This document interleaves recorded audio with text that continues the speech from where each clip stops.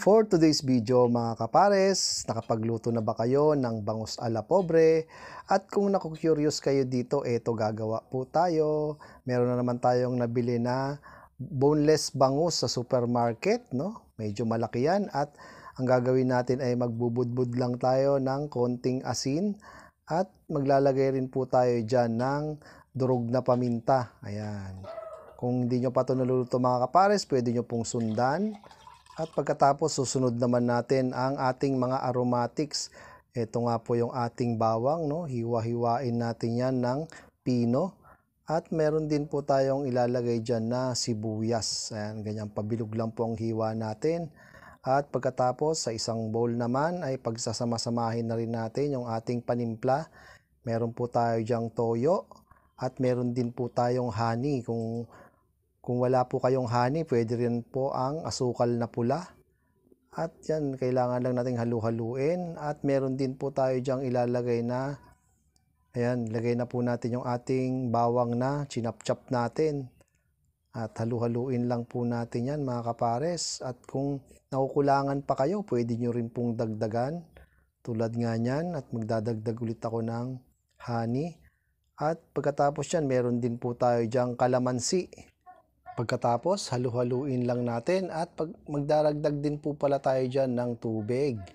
Ayan, tapos halu-haluin po natin. Pwede nyo pong tikman yan para kung gusto nyo pong magdagdag pa. At ito nga po, hiniwa-hiwa na natin yung ating kalamansi at pinipiga na natin. At pagkatapos nating maubos yung kalamansi na yan, ay ihahalo na natin yan sa ginawa nating sauce. Ayan, halu-haluin lang natin yan. At dahil malaki yung bangus natin na binili ni Baby Love sa sobrang tuwa niya, ay hiniwa-hiwa ko na po ng maliliit. Dahil wala tayong kawali na magkakasya ang isang buong bangus na yan.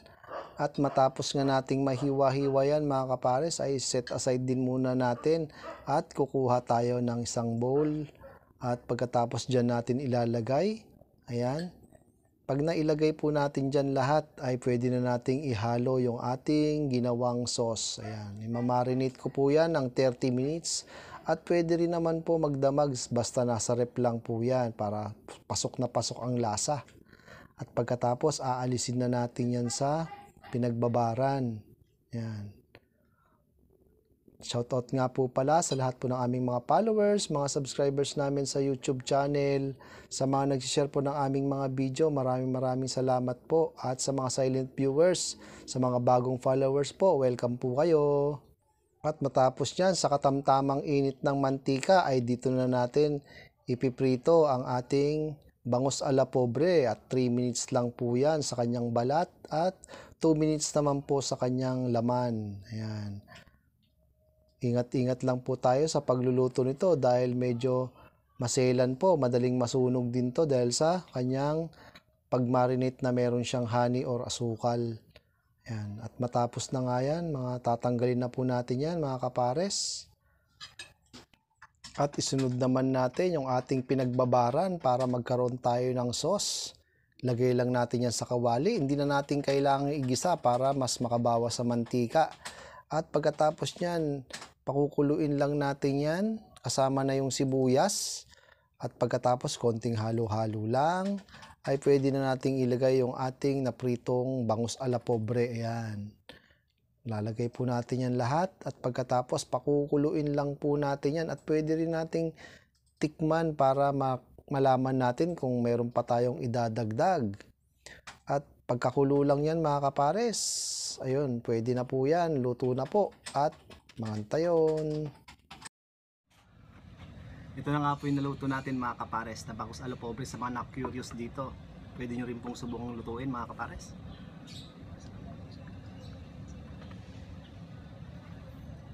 Ayan, tikman na po natin mga kapares. Okay, sa wakas, ito talaga yung masarap na bangus. Siyempre, titikpan natin yung niluto natin. Dati kasi naririnig ko lang itong bangus a la pobre na to, pero hindi ko alam kung anong itsura ng bangus a la pobre na yun. Basta bangus alam ko na natin.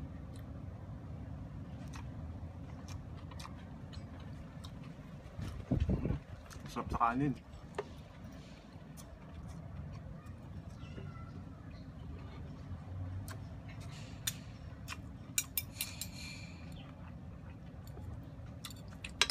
Yun. Sarap mga kapares.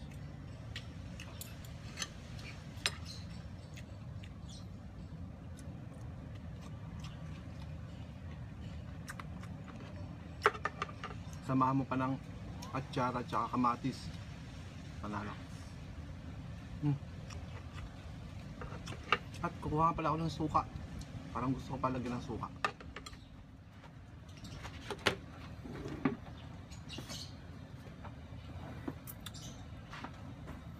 Ito na, nilagyan natin. Kumuha tayo ng sukang Iloko.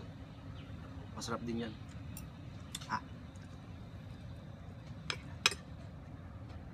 Si Baby Loves pinapak na yung nasa loob. Yan medyo maanghang to.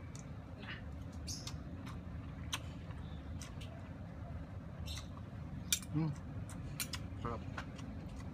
Ang taba-taba, masarap. Huwag natin yung parte ng taba. Yan. Maraming version itong pagluluto mga kapares pero ito yung yung pinili ko.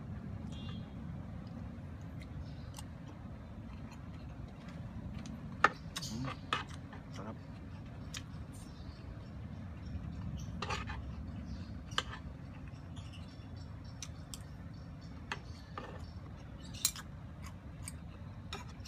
Sarap, may suka pa. Ayun, wala tayong atsara.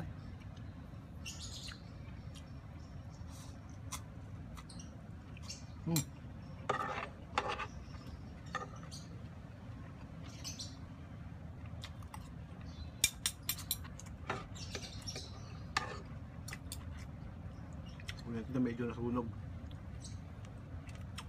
Ayaw ni Baby Loves to Ako na lang kakain.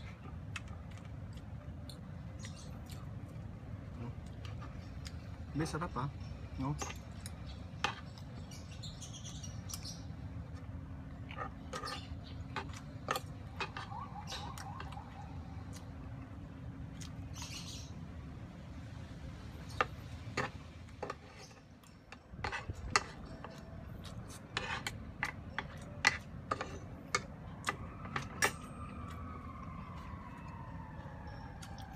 Sold na po tayo mga pares. Ang lakas po sa kanin nito. Sana may natutunan din po kayo sa niluto natin, bangus ala pobre. Salamat po sa mga nag-share, mga followers po namin sa Facebook page. Hanggang sa muli mga kapares.